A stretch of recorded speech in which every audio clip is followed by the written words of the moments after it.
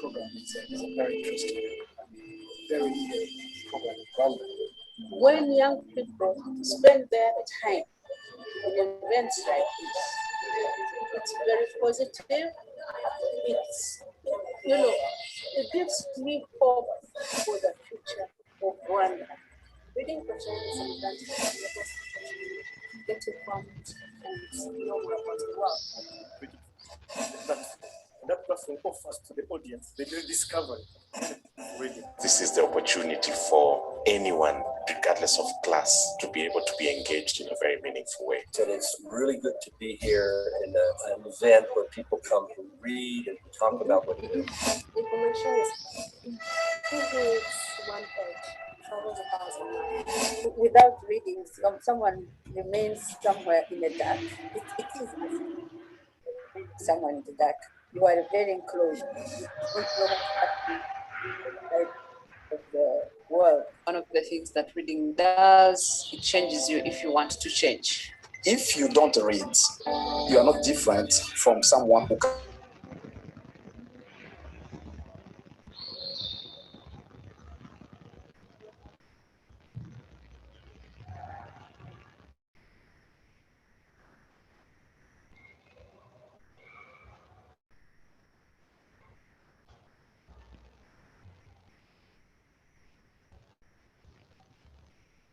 read.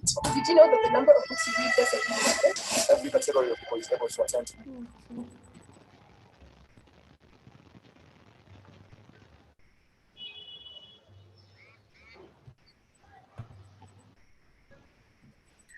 Yeah, thank you everyone who was able to join us today.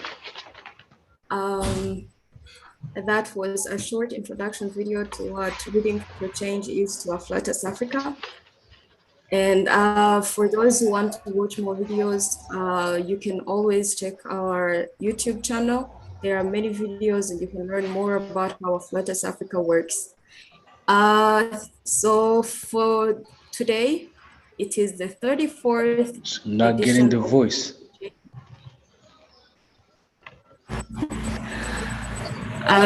Yeah, can you hear me now? Yeah, okay. So I was saying that today is the 34th edition of Reading for Change, and that we are so glad to have such amazing guests today, including our book reviewer. And I will be your host today. My name is Keza Brenda. I have the honor of currently being the country director of Afflatus Africa. And it is an amazing opportunity to be able to put my own mark on such an amazing cause. So today, we are going to be working on a book. We're going to be talking about a book called Adapt. And we have an amazing book reviewer, Mr. Muhide Abdu. He is a former librarian and founder of the Book Lovers Book Club. He was born and raised in Rwanda, and he graduated in business management. And he is a human being with critical thinking. How I wish that everybody was like that. So Mr. Abdul, please welcome.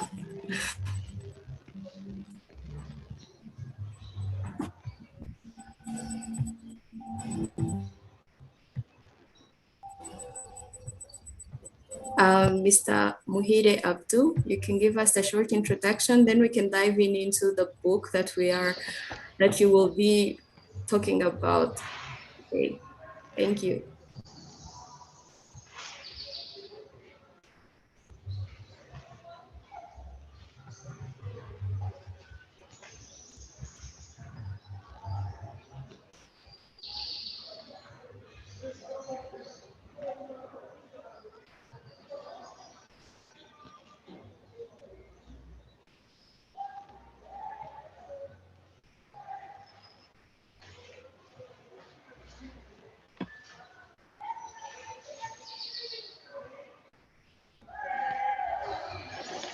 Hello, are you getting me?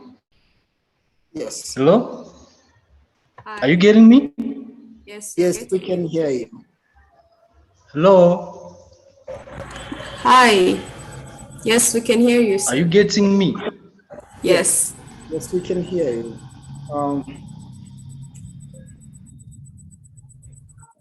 Could it be a problem of his the input system on the computer?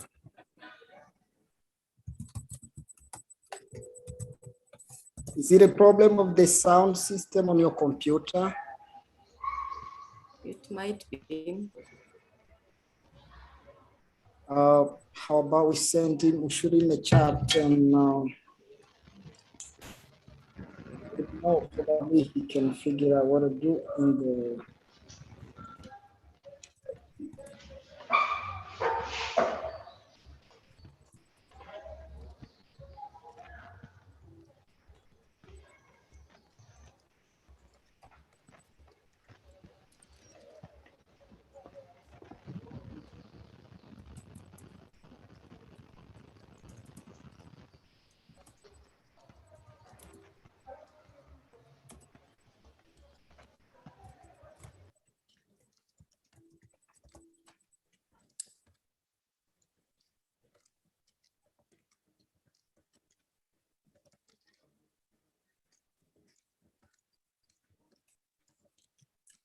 So in the meantime,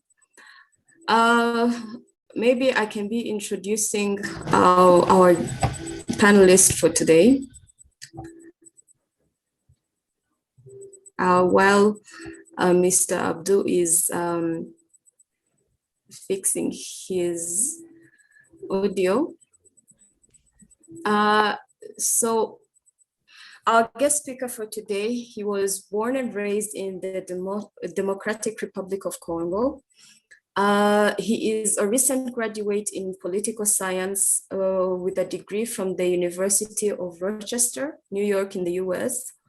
In August 2018, he organized and managed the Peace Through Entrepreneurship project launched in Goma to alleviate youth poverty while promoting economic independence for sustainable peace in the Eastern Congo. Bienfait is constantly involved in community services to boost development in his community, which polishes his better understanding of current social, political, and economic issues facing Africa. He received the 28th Davis Peace Grant for designing and implementing the project to promote peace in Congo.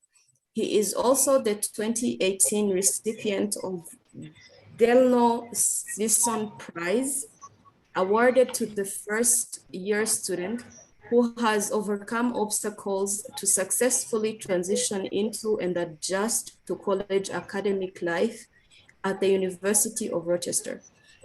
Between 2018 and 2020, Bienfait was the team leader of Up to US at the University of Rochester, and coordinated several campaigns focused on raising awareness about the consequences of skyrocketing national debts and bad fiscal policies.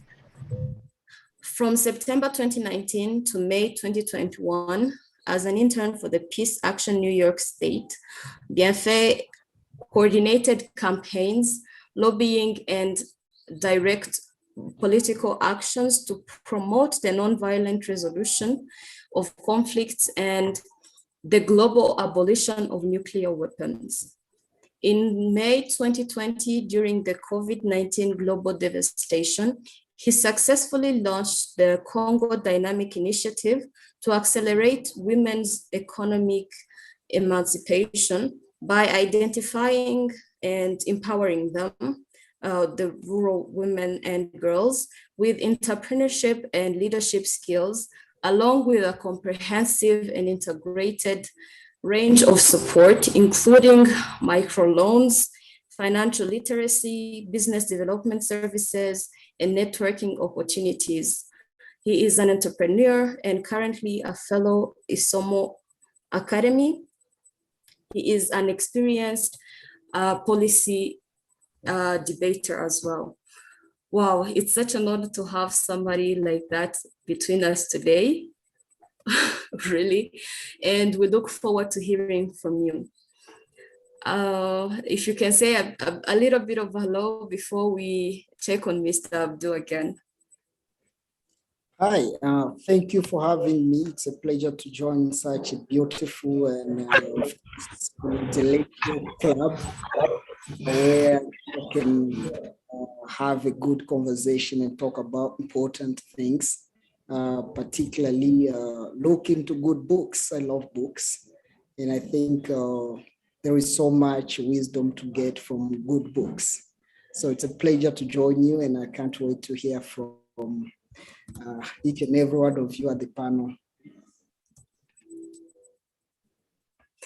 Of course, thank you for accepting our invitation as well. So Mr. Abdul, if you can, can you hear us?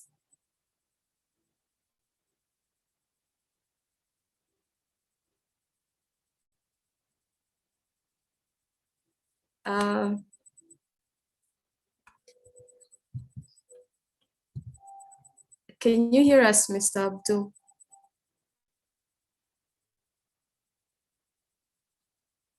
Okay.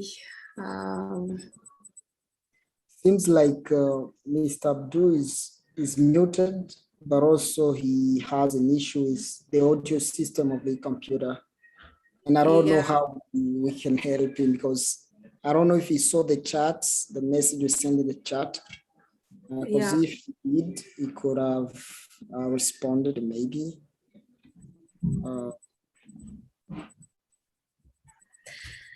Is it possible to reach out to him directly on the phone to let him know, or to hear from him, know what's going on?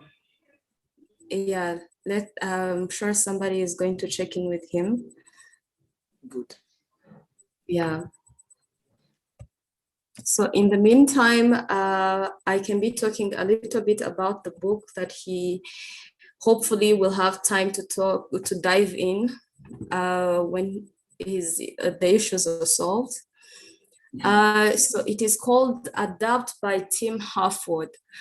And it is really an amazing book. And I hope that everybody can be able to read it later on. So it's called Adapt, Why Success Always Starts with Failure. And a few of the things that I have got from it is that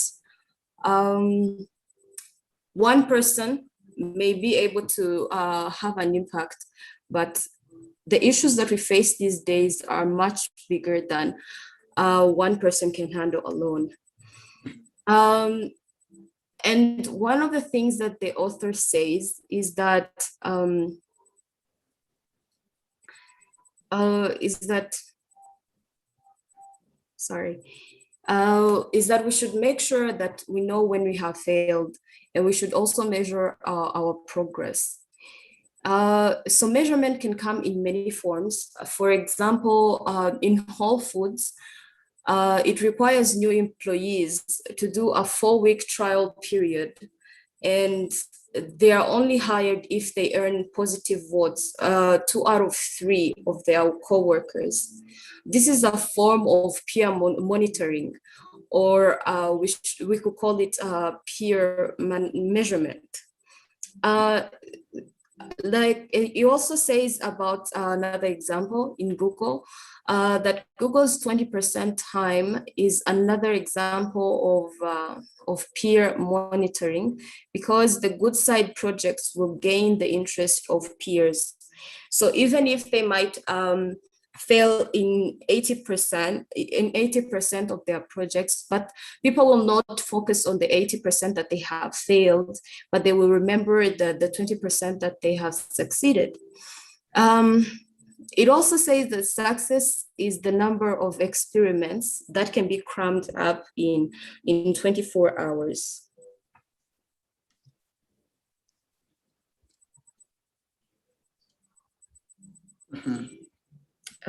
Sorry, I'm trying to see if we can get Mr. Abdul with us. Yes, just said he can hear us.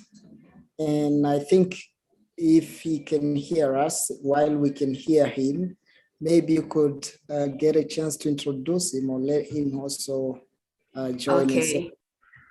Audience. Yeah.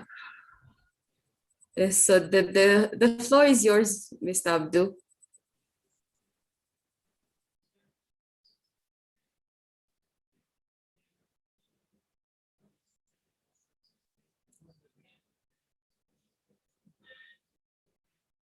Abdul, we cannot hear you. Yes, now we can't hear him.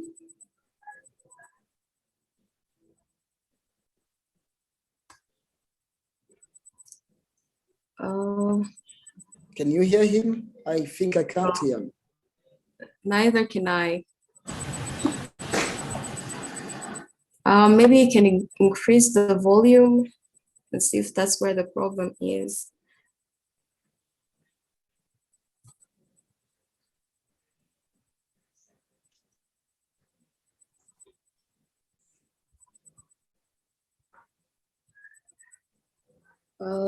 Maybe you can try talking again.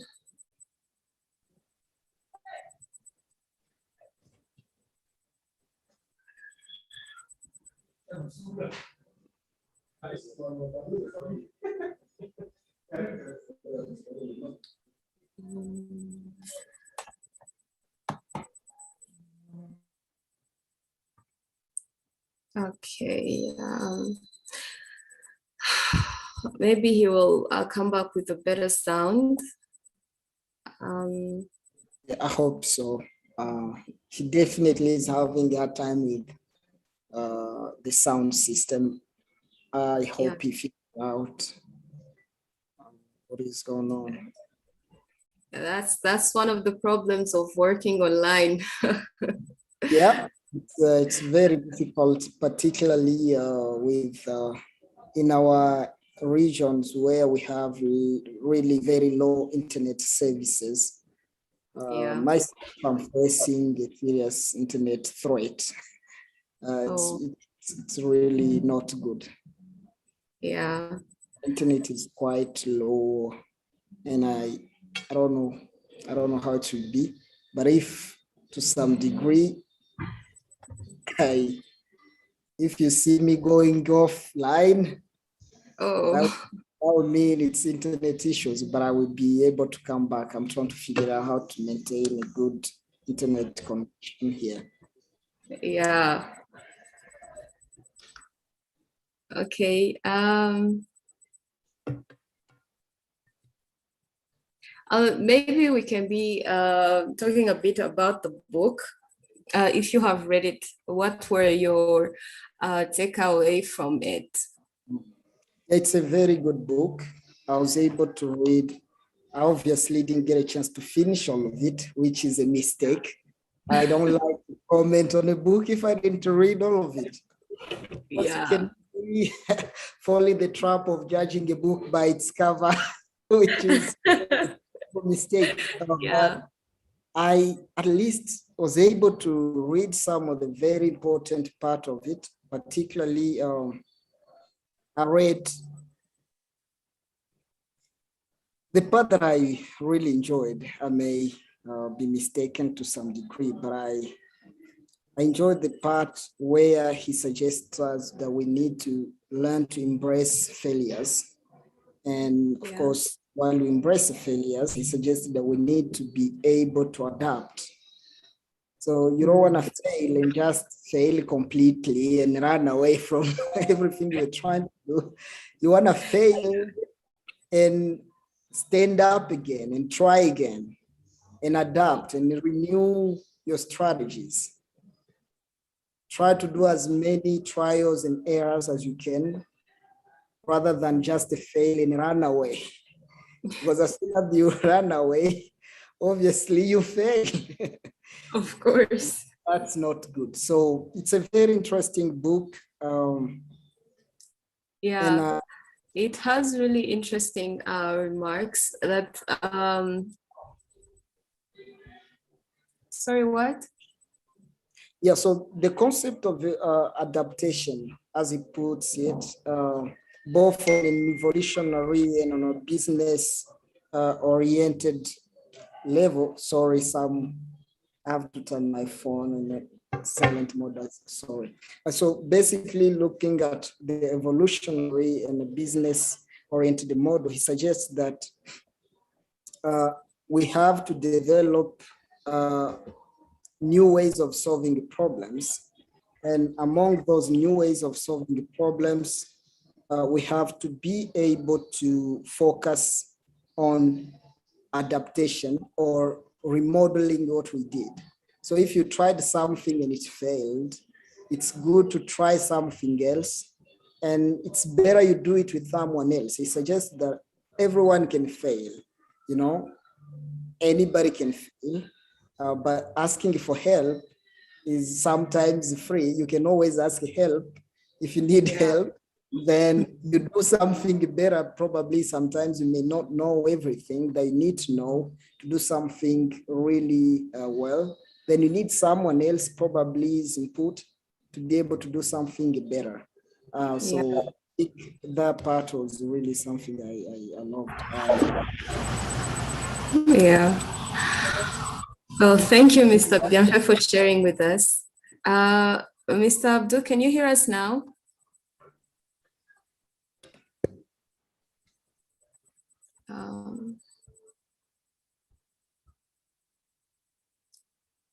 Okay.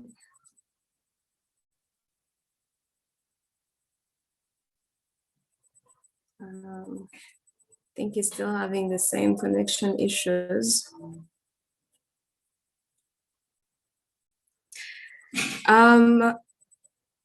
Maybe we can just, you can hear us? Are you getting me? Yes, we get you. Can you hear us?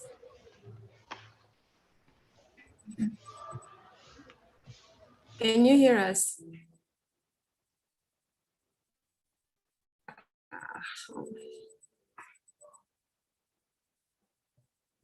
Still a problem.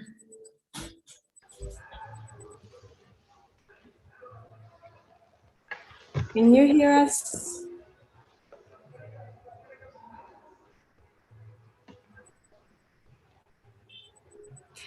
I think since we can hear him,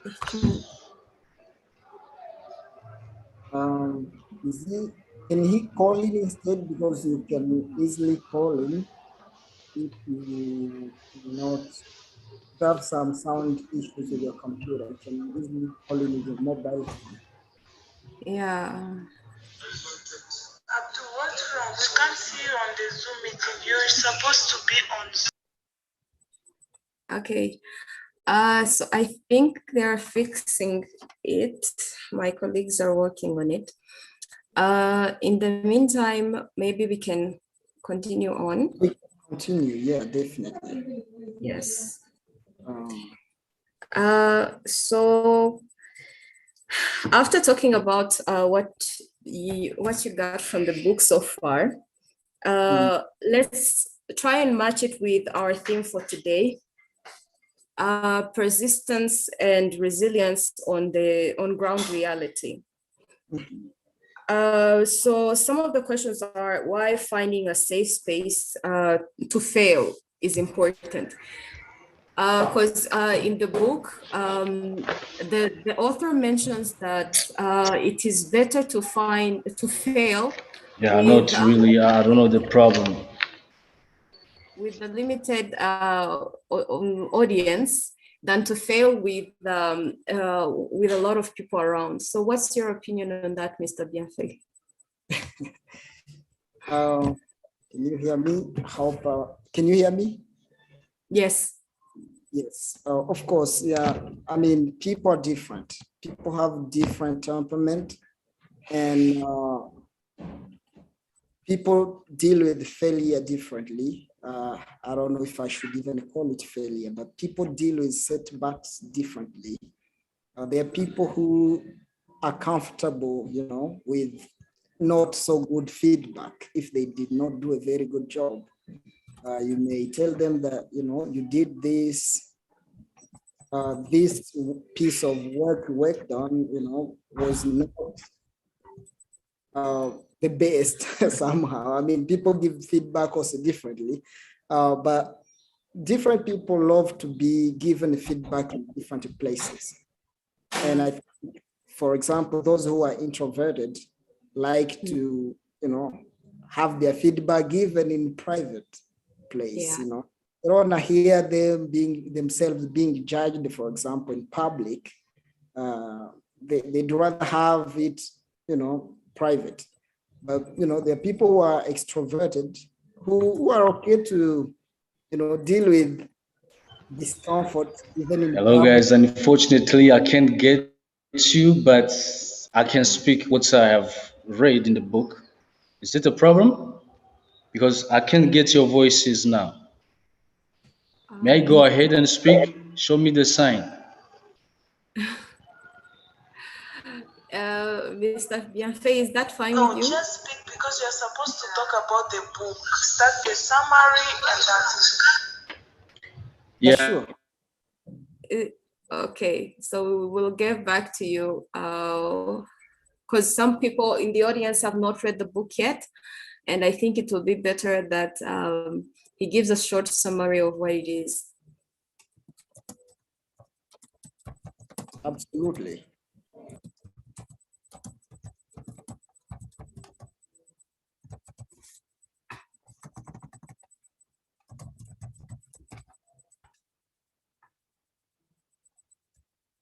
Yes.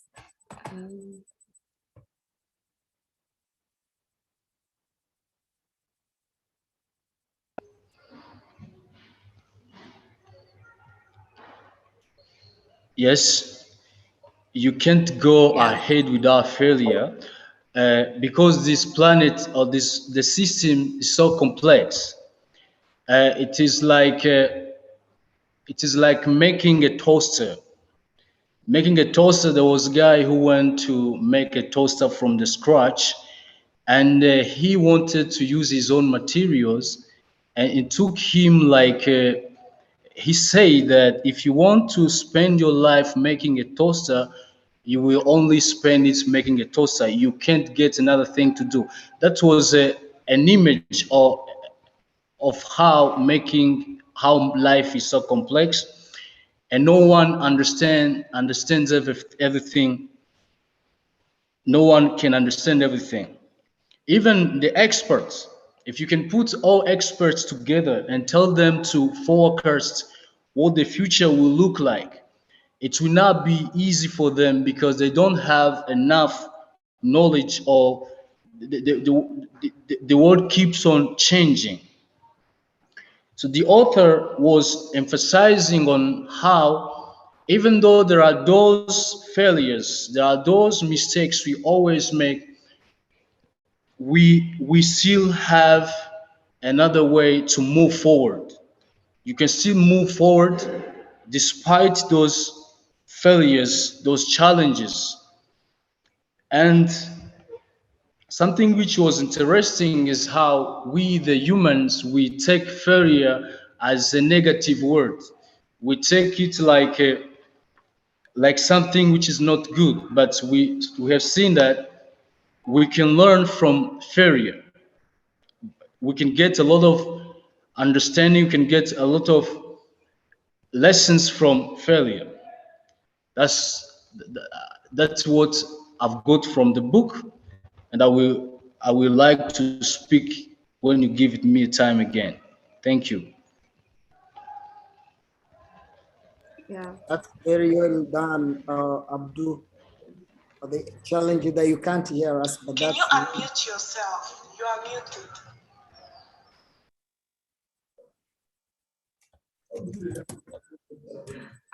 Thank you so much, Mr. Abdul, for that short summary.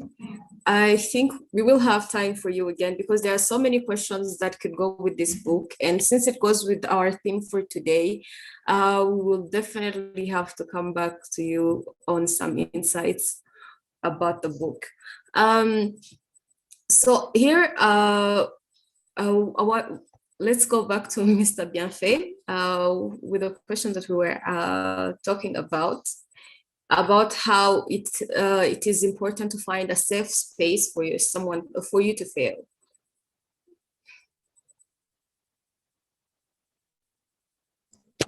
it's important to find a safe space, obviously, because first of all, you have to know yourself. You have to be able to know yourself.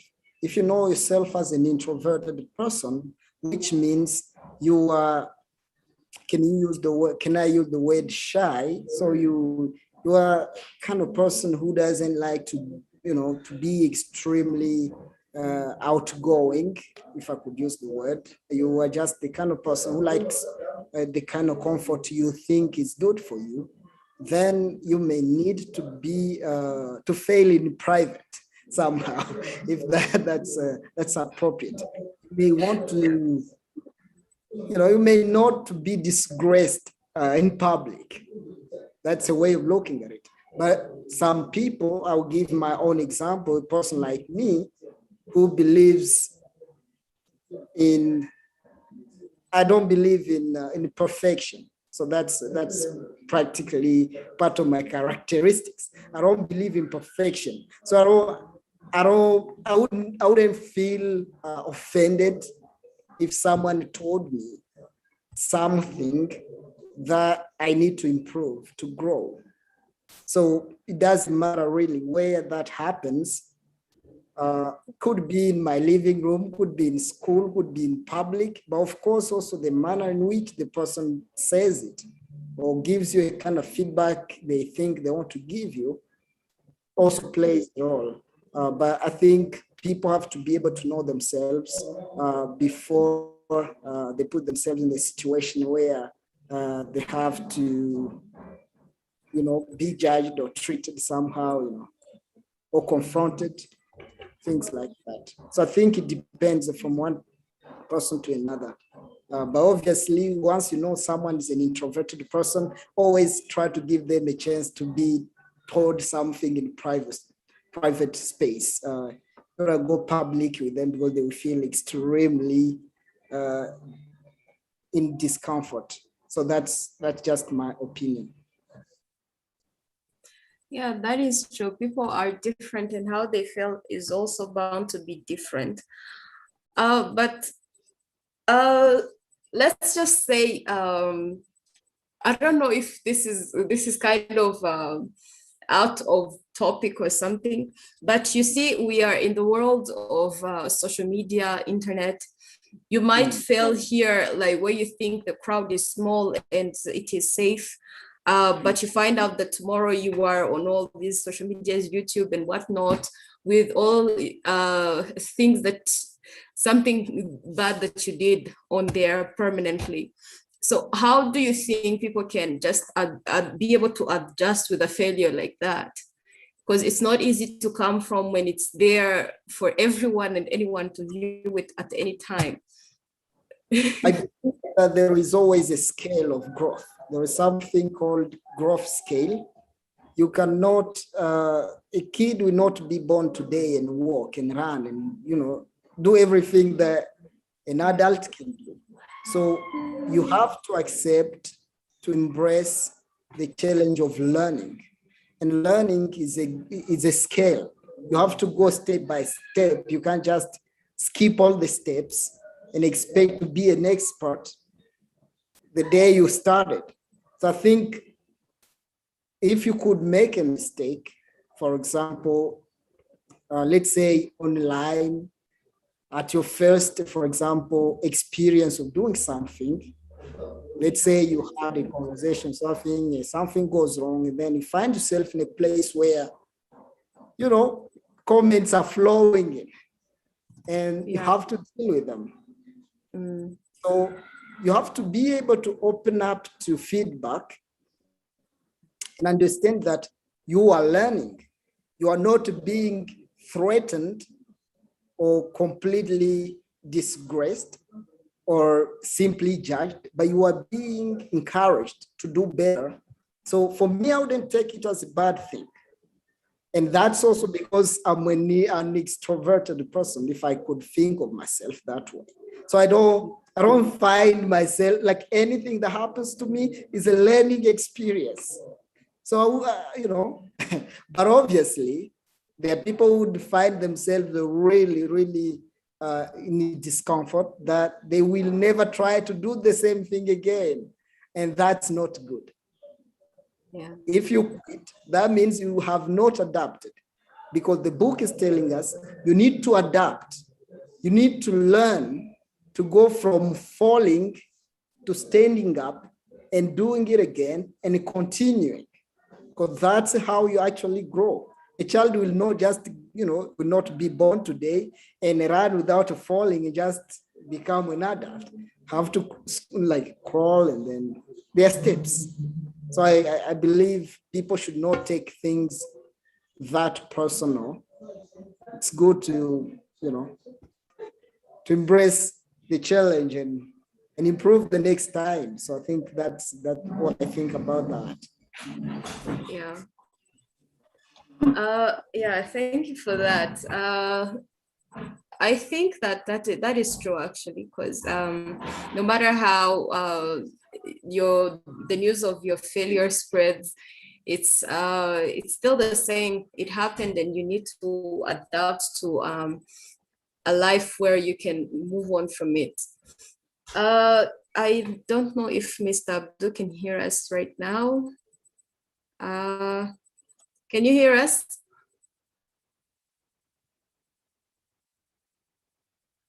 I was going to ask him a question. He'll tell us when he can hear us. So my question is,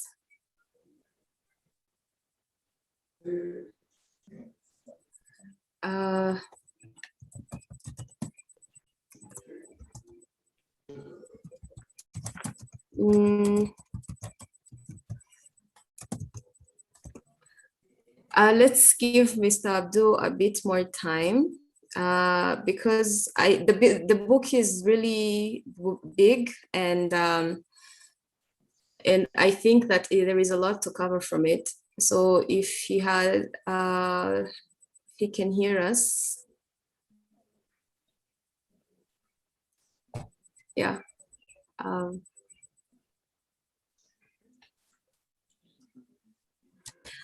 So from the topic, There is a lot of things to talk about from the topic, and let's hope we'll be able to get through in time.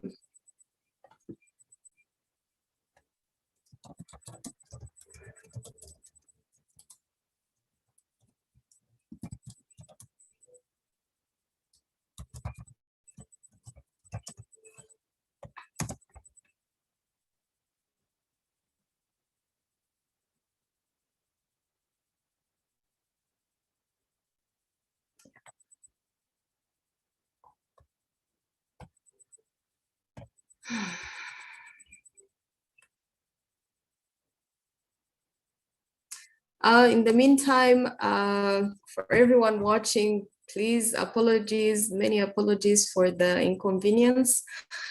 You know where we live, you know that internet issues happen all the time. It's part of working online. So you will excuse us and bear with us, and hopefully you will still enjoy the discussion. Absolutely. We can continue. We can always we can continue and see. Probably you'll join us and catch up. Yeah. There was another point from the book that I really find important. Okay, Mr. Abdul, if you can hear us, you can pick up from where you left off.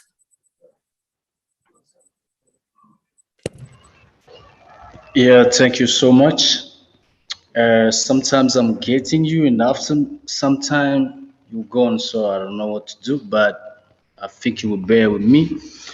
I was talking about when I was there. I was talking about what I got from the book, but there's another thing I want to come up with.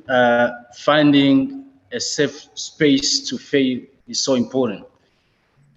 Sometimes, as I've said, failing is inevitable. So it's better to find a safe space or a safe place to fail. For example, when you fail in public, it will have a negative, or it will have a bad reputation on your name. But it's better when you fail to fail maybe privately is better than going public. It's better not to tell people what you are planning to do, because when you fail, you are creating another environment which will make people point fingers on you, saying, you know, you just talk, but you always fail. And that environment will also give you the chances, another opportunity to come back on your feet. That was about finding a safe place to fail. You don't have to live by fearing failures. The other thing was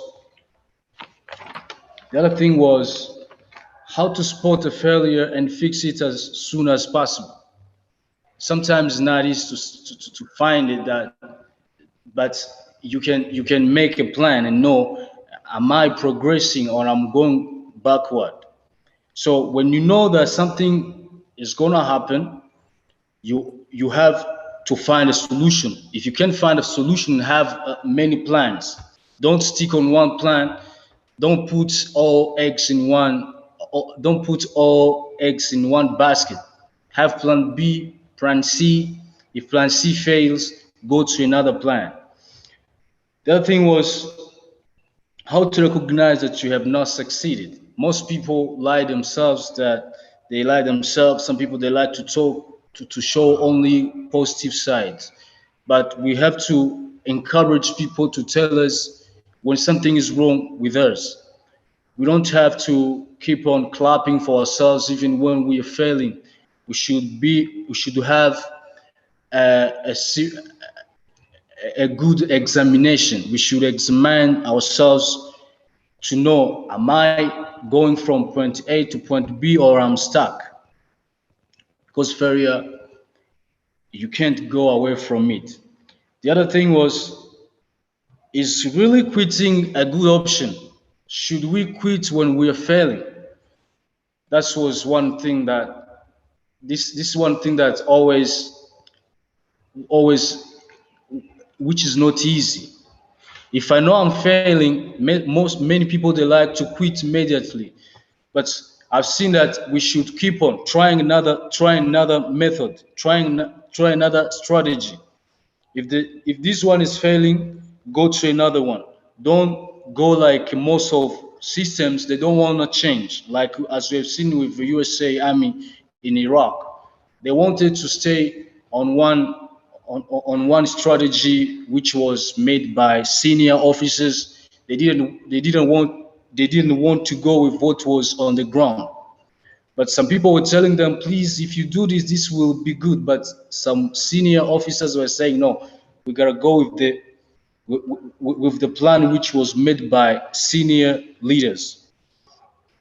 And this can be bad when you quit, because when you quit, you reduce your confidence. When you quit, you keep on having those limited beliefs in yourself. And this is what I can add on, and I'll maybe come back later. Thank you. Yeah, thank you too, Mr. Abdul. It's so nice that we are able to hear you now, because clearly there was a lot of things you had to tell us, and we would have missed some of them if you weren't able to talk to us. So going back to something that Mr. Abdul just said, and it's in the book as well, they say that we should be able to, we should see the failure that we've made. We should know when we have failed, and we should know that how to measure it. But and we have to not only acknowledge it, but we have to make sure that we do not underestimate it. Be able to say, no, it's fine, it's not a big failure, or it could have gone worse, or something like that. So how can somebody be able to acknowledge such a failure and still not think, you know what, I should quit? Mr. Bienfait, you can answer that for us. It's not easy. That's the short answer. It's not easy to know that the failure you have incurred is not substantial for you to just quit. But also, it's not easy to know that you have failed, because many people don't even try.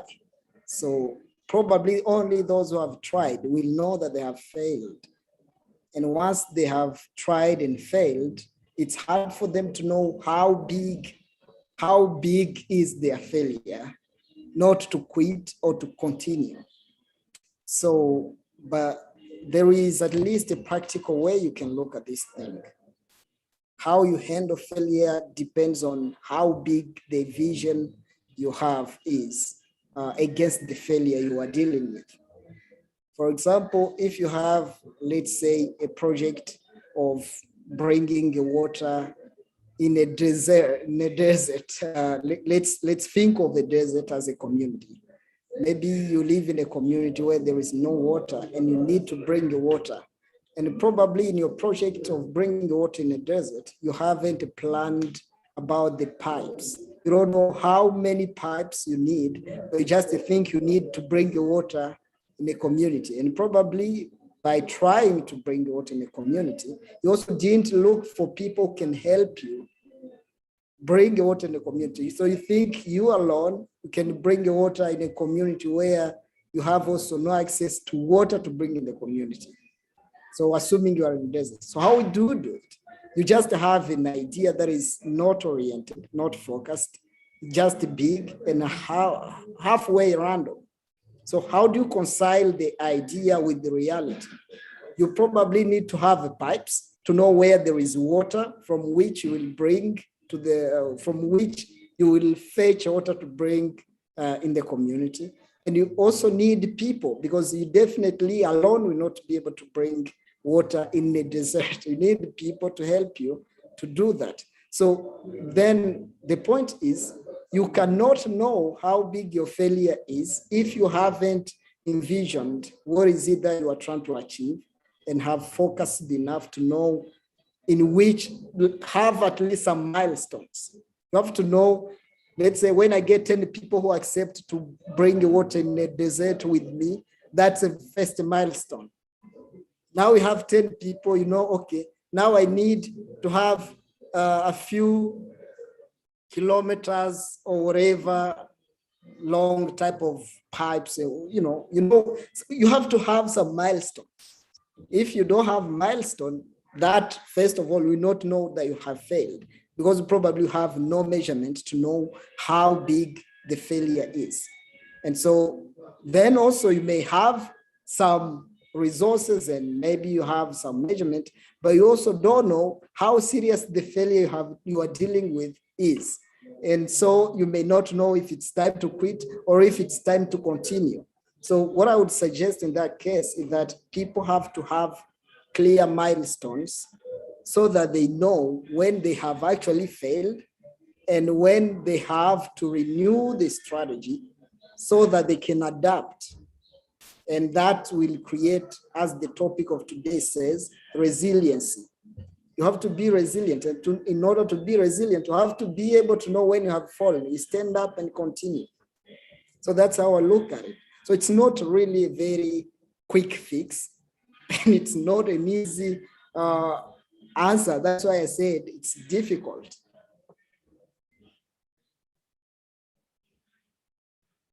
Yeah, that's very true, actually. It's really an insight, and I hope that we can, everyone can be able to acknowledge that, and maybe that can create even more success in everyone's lives. You said something about that when you have something like a project and you know what you want to do, but you cannot do it alone. And also in the book they say it that we give so much pressure on one person to make a difference. So in a world where everyone is for themselves, where everyone just wants to focus on their own success, how do we bring people together so that we can work together and achieve that kind of success?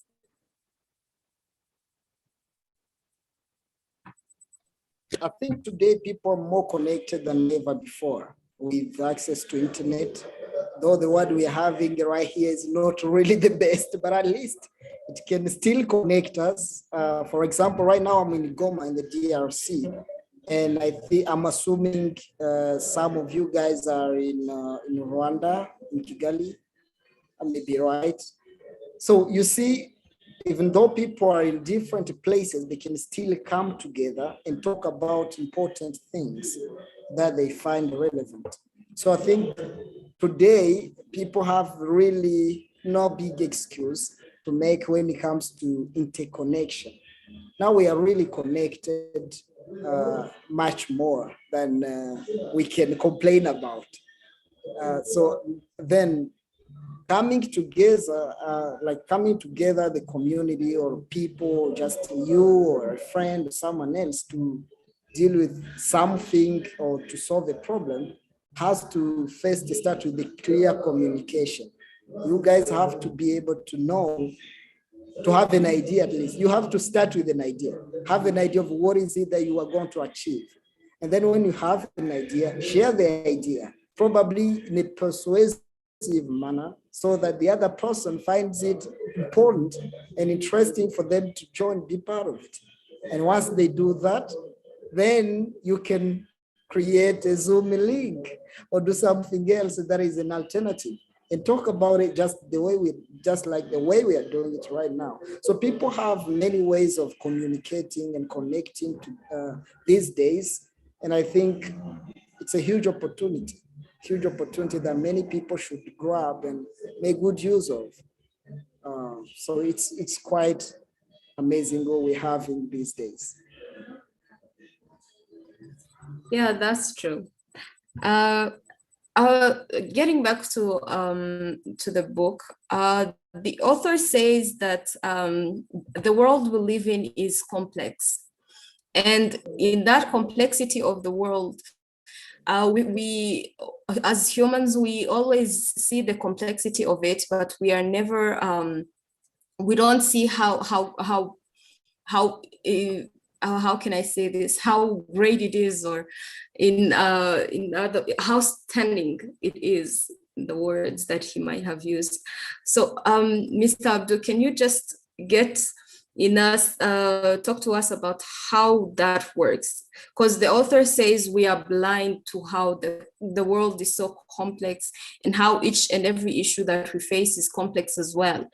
So what, as somebody who has read the book, what can you tell us about that?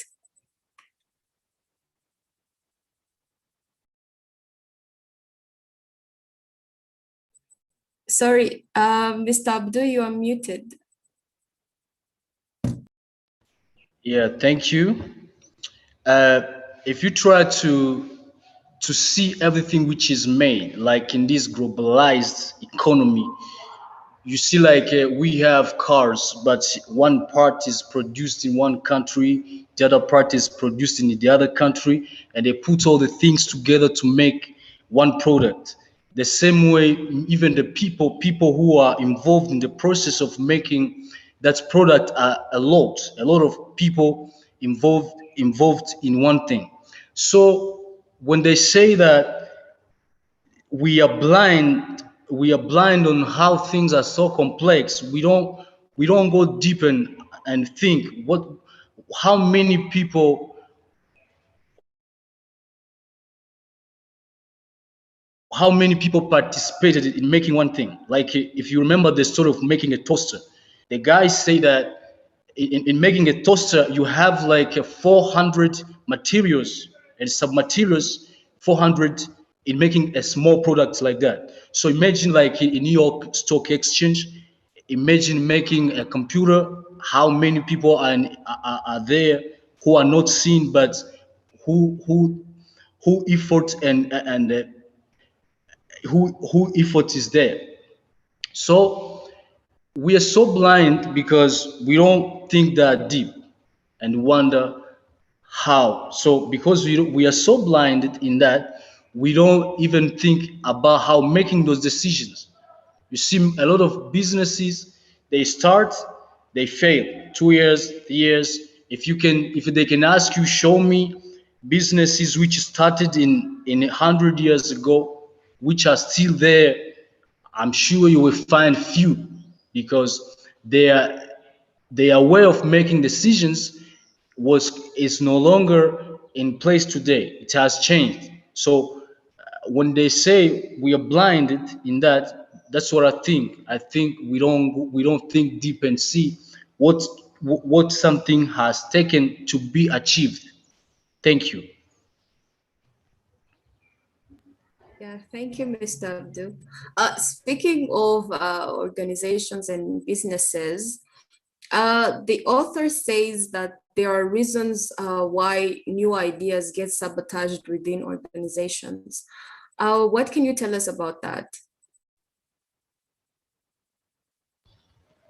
Okay, I can say in our nature we fear changes.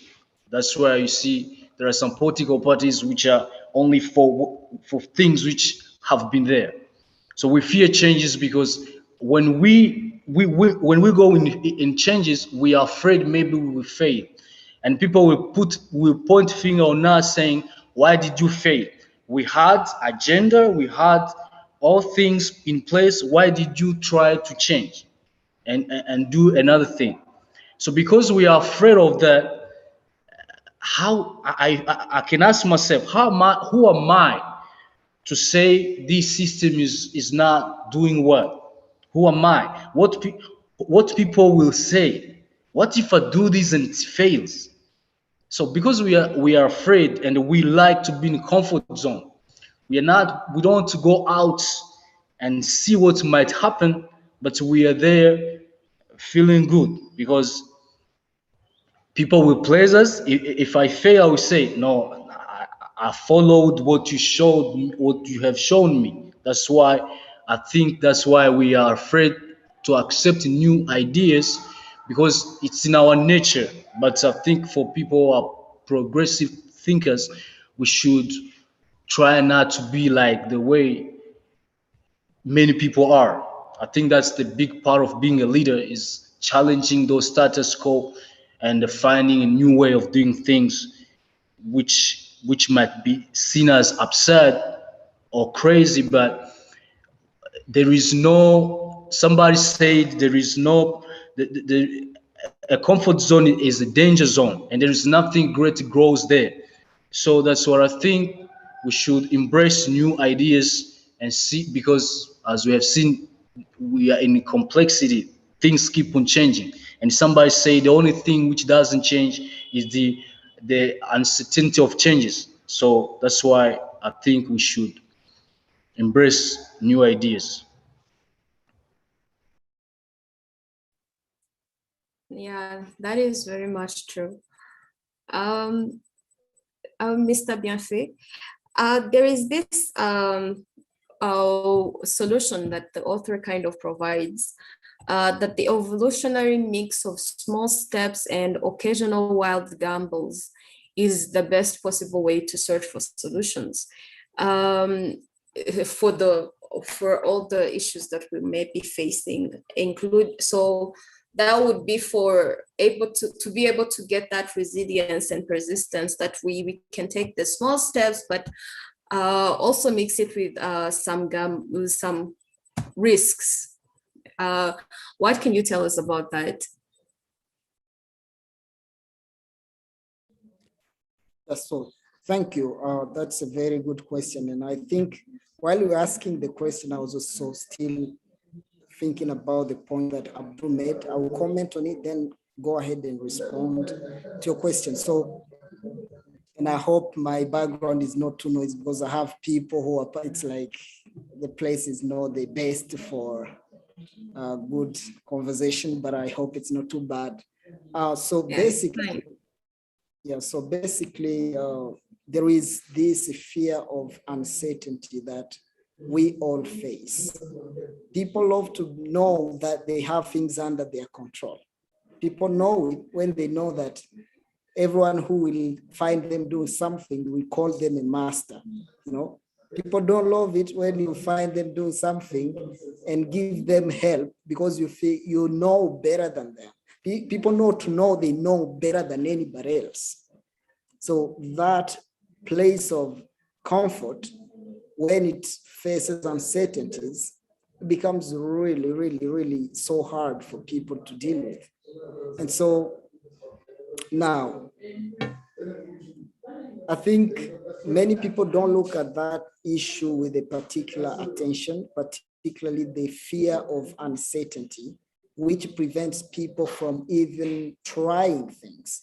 You know, there are so many issues that haven't been solved, not because people don't know those issues out there in our communities, for example, but because people are uncertain of the outcome that they will get after trying to bring solutions to those issues.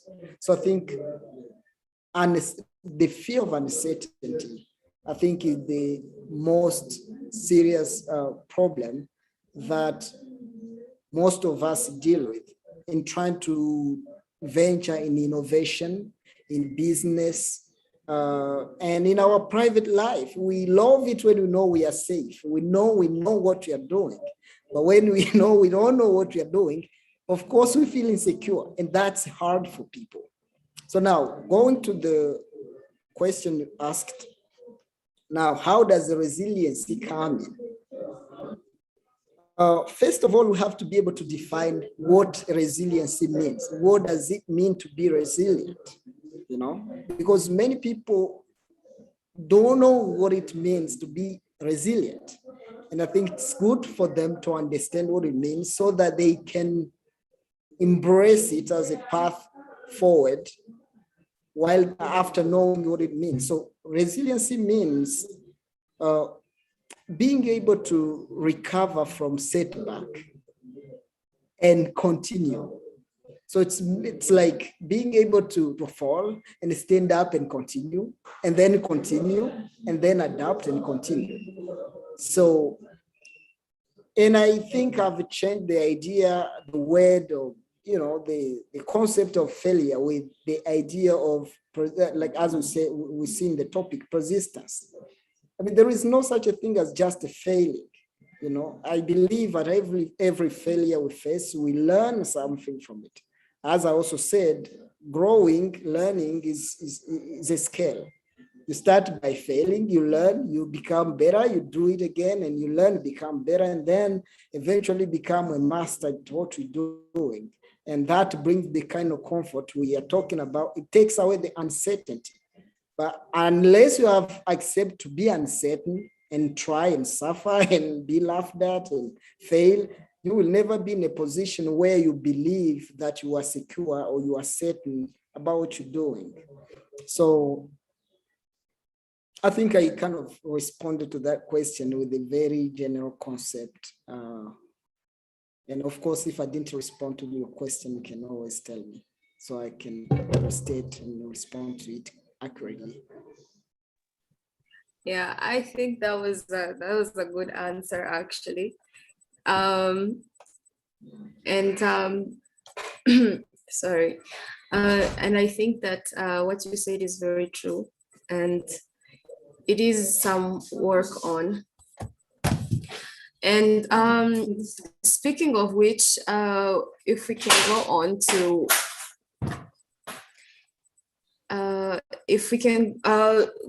what the author was saying, is that there are many companies that keep failing, and when they're at the top, the only way to go is down. So how is it possible for a company to just be able to get success, be on top, and still manage to stay on top? Can quickly go ahead and give you what I think about that. So first of all, even reaching the top is not easy. But first of all, there are multiple ways of solving problems. Those who look at a top-down solution often rely on big leaders like the government or big companies. Okay, I need help from, let's say, Apple for me to launch my project or whatever, instead of focusing on, ground up type of solutions. And so those who are at the top, obviously, because it's hard to get at the top, as soon as they reach the top, they maintain power. And of course, make sure they can maintain some kind of monopoly. So reaching the top is a process, and not reaching it is also a process, because you have to understand the process that leads people to reaching the top to understand why you can't reach the top or how you can reach the top, which makes it a double-edged kind of situation where once you are at the top, you obviously want to maintain the kind of monopoly you need to dominate, because people love to dominate. For example, when you look at what Amazon is doing, it's a very good job, from different standards, but it's maintaining a kind of a monopoly in their business to make them the best at what they are doing.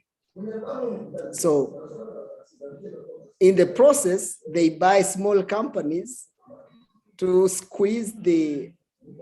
keep the scale of growth they need while maintaining a kind of monopoly. So maybe the challenge would be, how can people do to reach the top, not to maintain when they are at the top? Because once you are at the top, obviously you will be able to maintain your growth somehow. Most people do, or most companies have done that. But how do you reach that? And maybe that should be the question, because I still am struggling with that. I don't know, how do you reach the top? Because it's really so complicated. Maybe Abdul would help us understand that. Maybe he may give us a process. Yeah. Mr. Abdul, you can maybe tell us your insight about this question.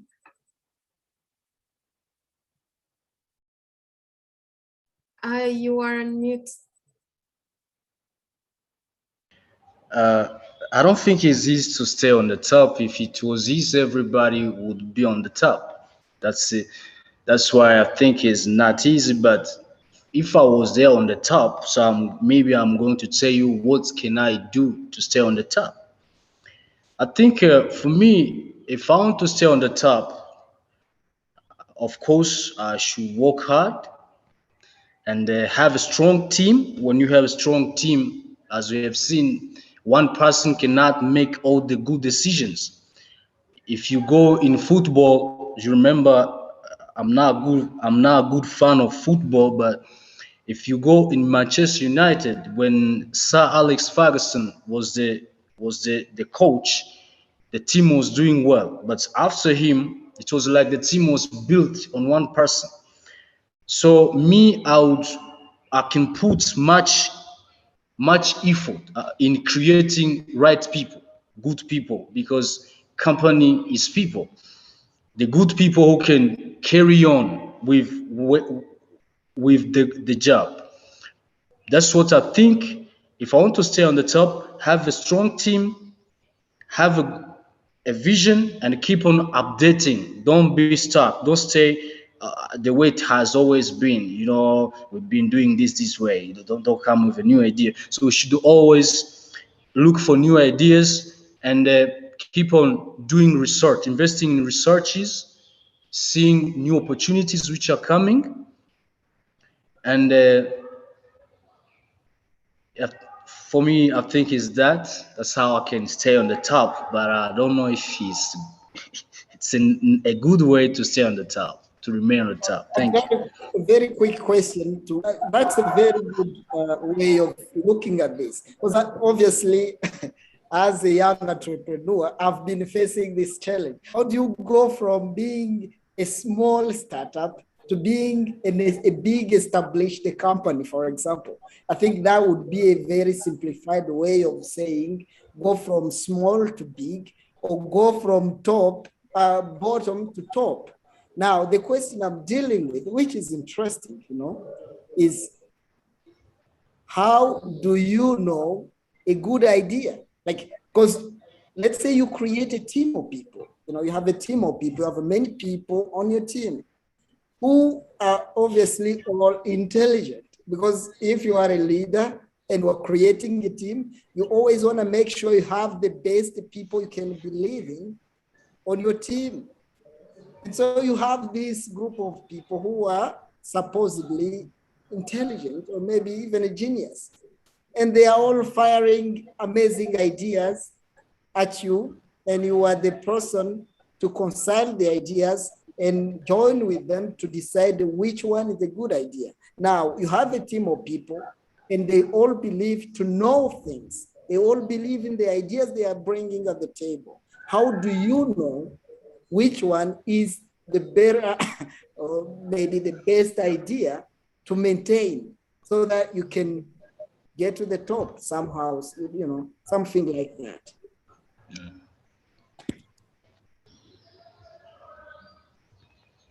So am I asked? Is the question directed to me?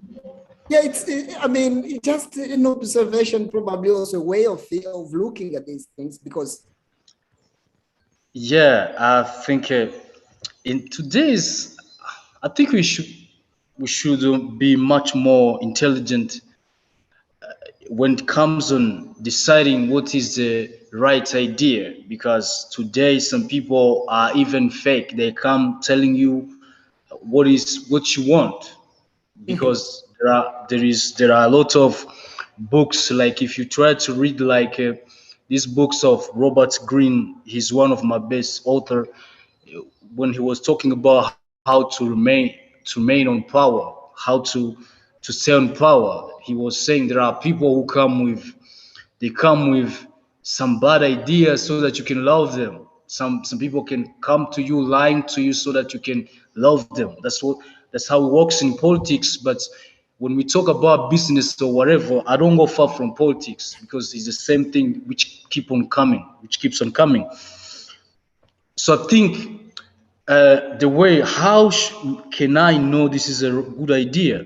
If you read a book called The Wisdom of Crowd, how you can put people together and discuss and find. They were saying that when you put people together to discuss one thing with who have different backgrounds and the different experiences, they will come closer. Not exactly the right answer or the right idea, but they will come closer.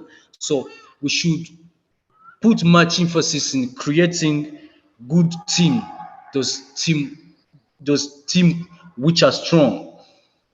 But still, the same question is still there. How can I know who is eligible, who's supposed to be in my team? So Yes, this yes. is even when it comes in choosing friends.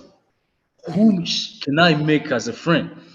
When we go back, some in one book, I don't want to say the name, he said, try to use your enemies, because if you use your friends, they will try to say, okay, if we do wrong, he will forgive us because he's just our friend.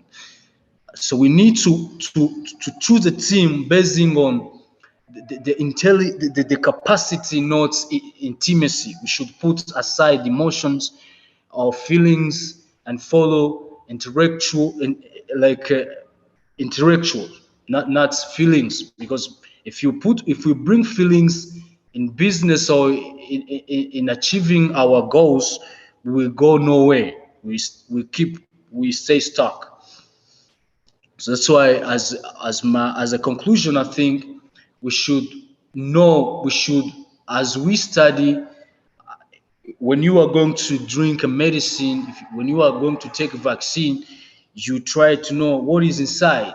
Is it not expired?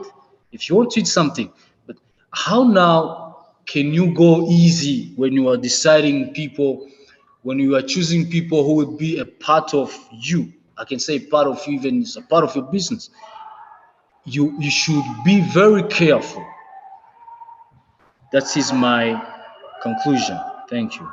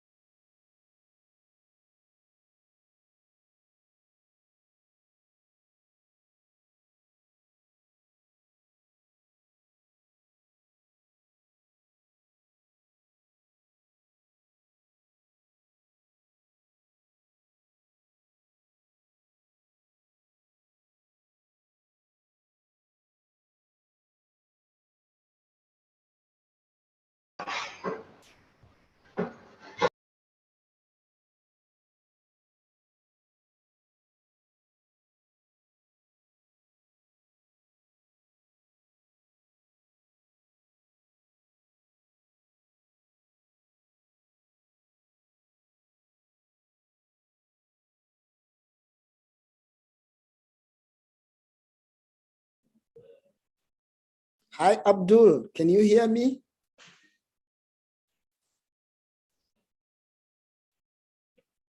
I can hear you.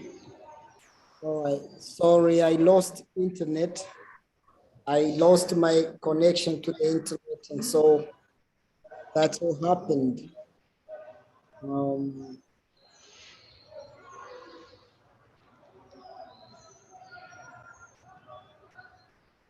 all right. Is Keza back? I don't see her. All right. Maybe we can always continue. Yeah. So yeah, so we were talking about how it's really challenging to know who the right person to bring on your team and how to do it, because it's not very easy. It's not an easy fix. So you may please go ahead and continue from where you stopped, if that's okay with you. Yeah, I was saying choosing a great team is something that we should be careful about. Mhm. Yeah, I can see something changing. Are you getting me? Yes. Yeah, I Yes, was saying choosing a team, we should be careful when we are choosing a team, mhm, because these are the people who will make us who we will be, mhm. right? Means having strong team means having strong company, having Yes, competitive, being people who have competence. Like most of the businesses or countries, they fail because of lack of competence. yes, you're right. So that's why I was saying we should choose team not basing on relationship we have, maybe my uncle, my cousin. We should base on the that kind of competence a person has. Yeah, Mhm. that's it. That's right. That's really nice. Um, okay. And so since since the host is not there and we maybe have to wait for her, what do you think about today's topic, persistence and resilience on ground reality? For me, I think it's a good topic. When you Mhm, read this book, I was trying to search some of the things on internet, on YouTube, or on other websites. I didn't get what I wanted. It means the book is opposite to what people like to talk about.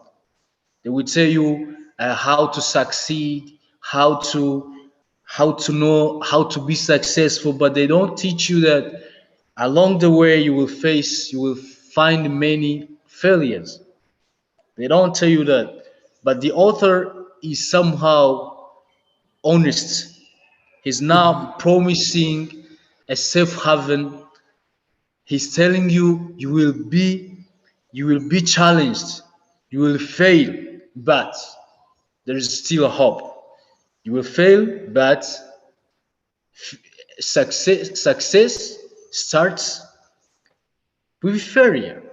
So I like the author is really honest. It's not like others who are telling you, "Oh, it is easy. It is easy. Go ahead. It is easy. Have motivation. Have only that." This one is telling us you will face challenges, but if you face, don't quit. Keep on pushing. This is what I liked from the book. Thank you. Welcome back. Yeah, sorry. I guess it was my turn to have connection issues. But I really apologize for that inconvenience. And we had amazing guests that they were able to continue on. So maybe we can, after this wonderful discussion, we can have some conclusions from both of you, and then we can wrap this up. Mr. Bianfa, you can start off.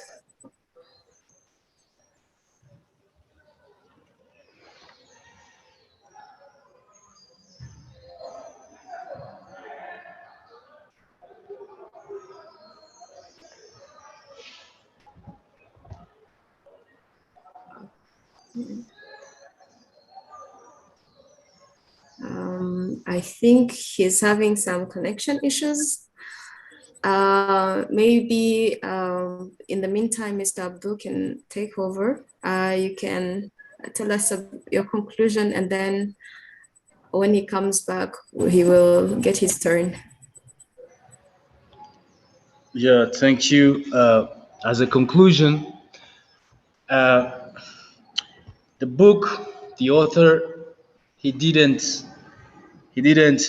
promise us a safe haven. As I said, failure is there, the system is complex, and to go ahead, we should have that persistence. As I was saying, people, they like to, we need soft things. Someone who will tell you, oh, it is easy, go ahead, it is easy, have only motivation. But we have seen, we have a lot of failures. We will make mistakes. We will do wrong things. What I learned from him is, let us keep on pushing, even though there are all of those obstacles, but don't quit. Find another way.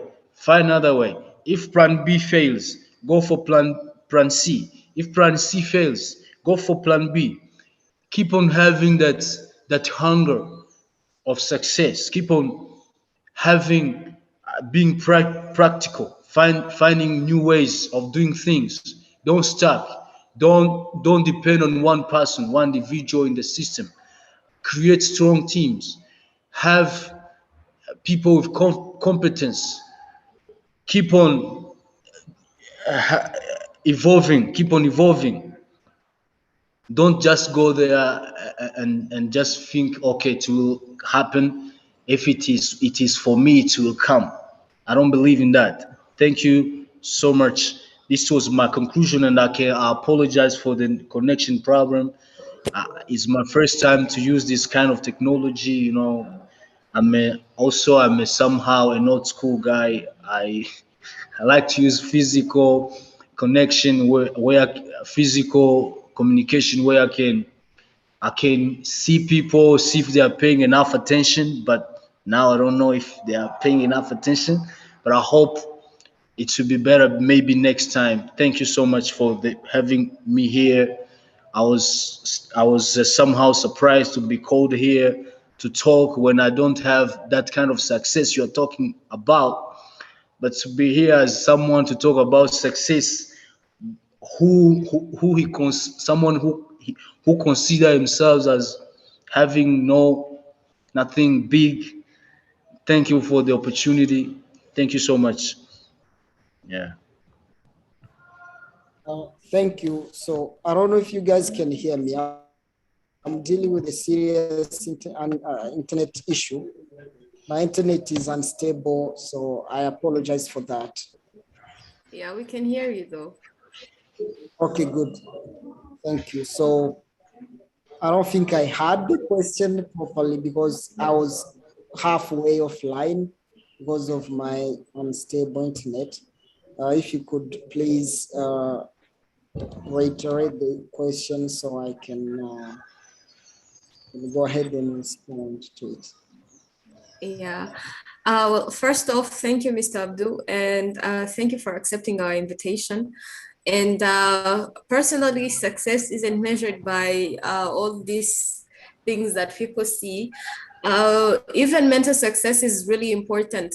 What people have to say is really important, because that's what we have, that's what we are at the end of the day. And giving us your time was really valuable. So what we were doing was just giving the last conclusion, so that we can end this. Yeah. Thank you for the opportunity of joining you guys. This was really insightful, though we had a serious internet turbulence, which is really sad somehow, but it's good because we're adapting. And that's what I really like about the book.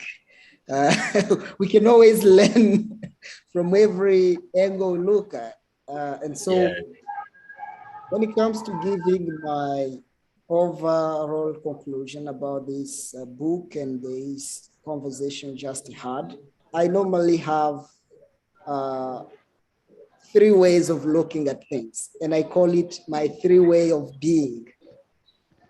So by that, I mean, you can be three ways. There is three ways you can only experience the state of being. You can be active, you can be inactive, or you can be proactive.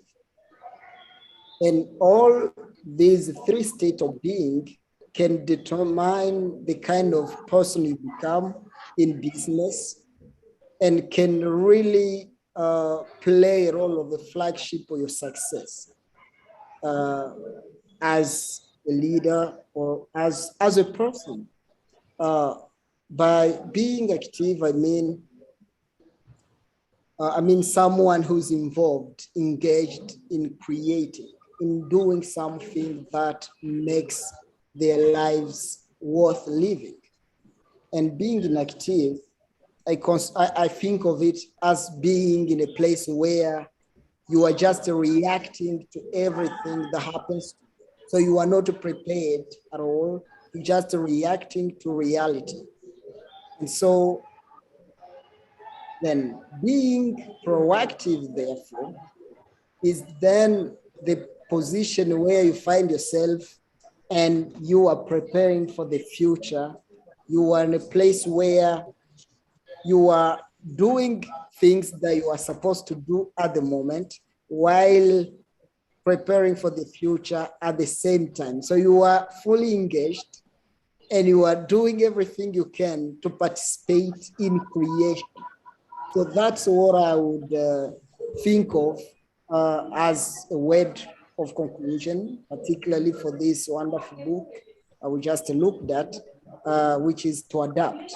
So if you can target to be in a state of proactivity where you are at the top of everything, you are doing things you are supposed to do now, and